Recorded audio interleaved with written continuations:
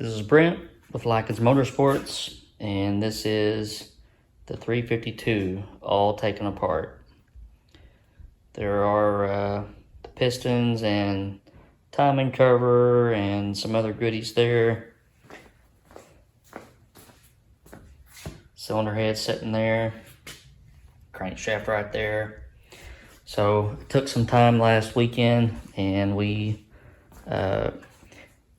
got it all torn down, and I was pretty much through with dyno testing and wanted to move on to the next stage, which includes some extra compression ratio and a few other changes.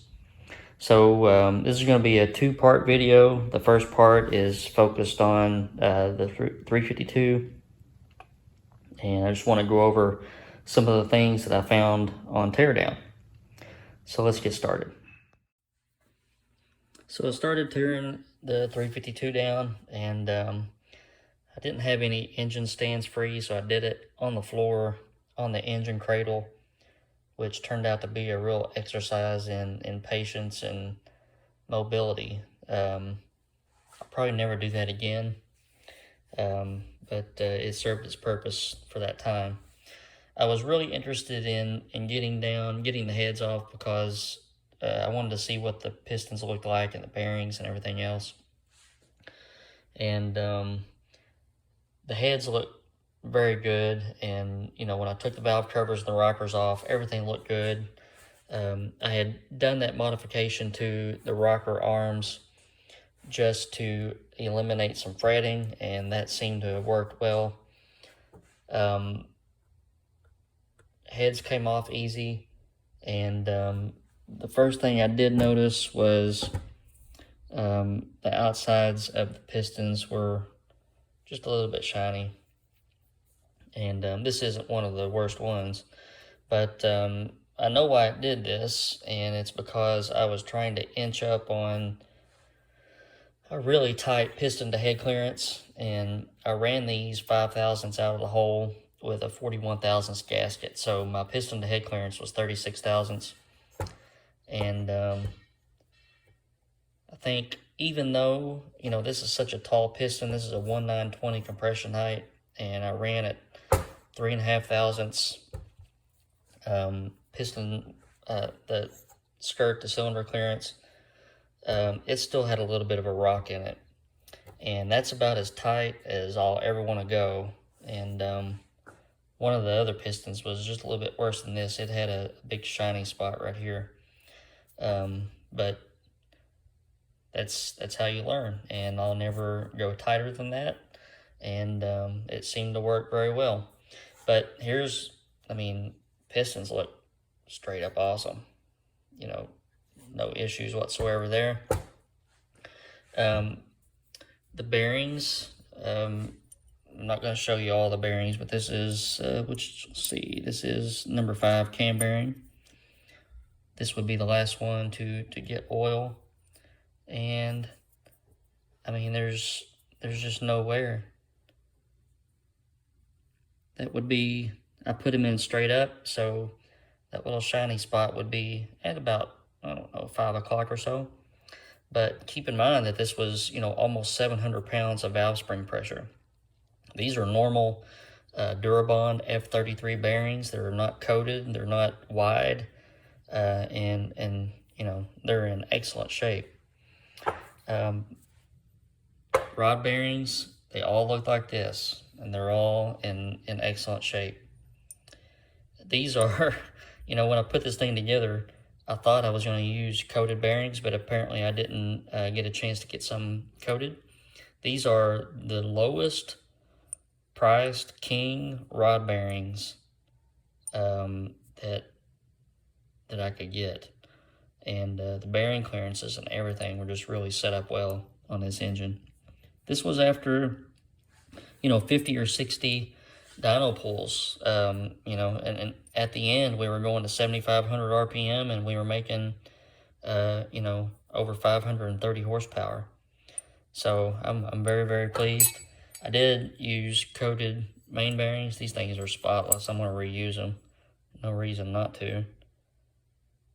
But just really pleased with how the engine turned out. And, you know, I did some of this just to show that, you know, you can get carried away with oiling mods. And there's a lot of guys on the forums that, you know, they're insisting on taking a drill bit and opening up all the holes and making the galleries bigger. And I didn't do any of that to this engine. You know, I blended in and gasket matched the oil pump to the block. And I ran some, since it's a solid roller engine, restricted a little bit before the oil got to the lifters.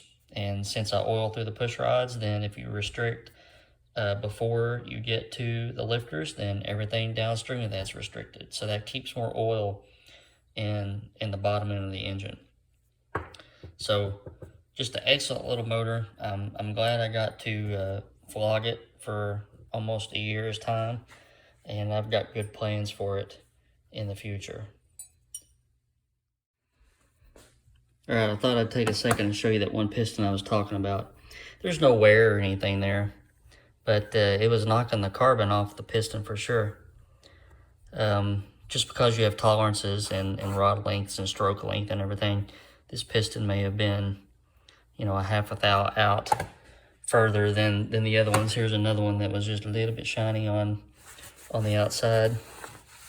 But all in all, you know, I hear guys saying, oh, I run, you know, pistons at 0 deck and run a steel shim gasket and I never have any problems.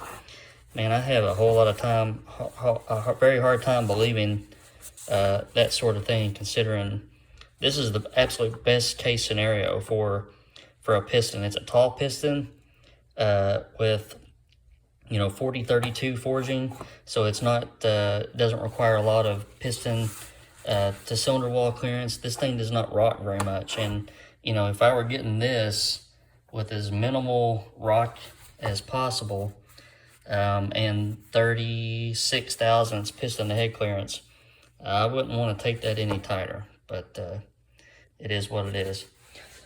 So here's the cylinder heads, one of them anyway, and maybe you can help me make this decision. I am thinking of either throwing some bigger valves in these, doing a valve job, and putting them back on, or selling them. And I don't know. I really want to keep this in the vintage, you know, class of things, you know. So if I go to a better performing head that's meant for a smaller bore, you know, I would be looking at maybe a Canadian Cobra Jet head, or I don't know. I really hate to go all out and put trick foil heads on it. I know that would satisfy the curiosity of a lot of people, but you know, like I said, I kind of want this to be an old appearing engine, and there's just something cool about making big horsepower with factory heads. So this has 208 and 1.6 valves. I've got a set of two 160s on the shelf, and if I want to swap the exhausts out, I'll have to have those made since they're 5/16 stem. But I don't know. We're at 531 horsepower at 7,200.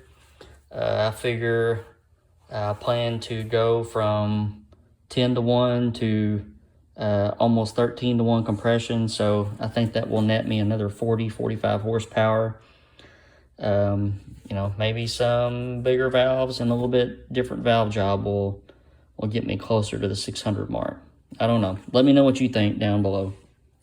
All right, so we're on to the next topic and the most exciting part of the video.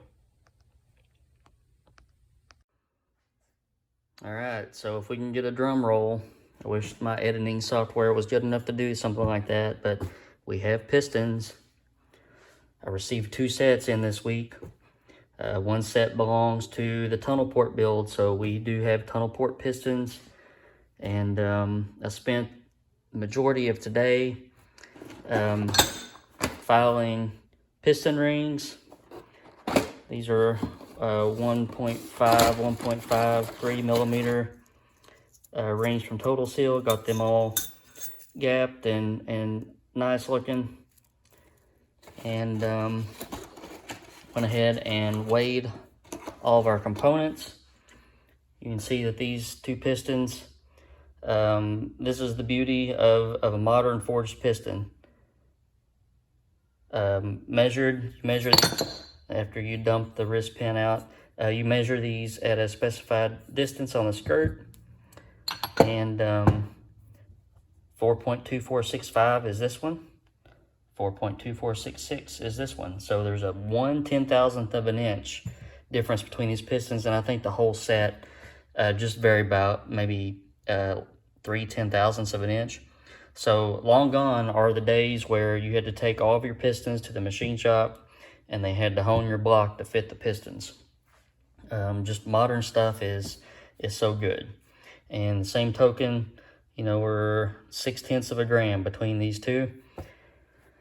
And, you know, I could probably sit and drill holes or grind on the bottoms of the underside of these castings to try to match it up a little bit, but I really don't like trying to do it that way.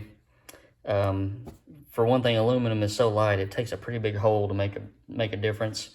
And I would rather weigh all the components, wrist pins, bearings, whole 9 yards, and then try to match out the bob weights on each cylinder. So that's what I did on this one. It took me a little bit, and I got that done this morning. Again, really good parts. These are K1 6800 rods, and 228.7 little end, 228.5 little end, so 2/10 of a gram on that. 525.2 here, 524.8 there, so 4/10 of a gram. I mean, good parts. And looking at the pistons, you can tell it's a left-right deal on, so on an FE, this would be, don't pay attention to the number I have written on there, but if this were number 1 cylinder, exhaust goes to that side, intake goes to that side, and on number 2, it would be a duplicate of this, and then on numbers 3 and 4, then the valves get flipped. So the intake is on that side and the exhaust is on that side. So I had these made with left-right valve pockets on it. These are domed. I actually stuck one in a cylinder this morning, greased it up, and put a ring on it to seal it, and poured just to check the dome volume on it.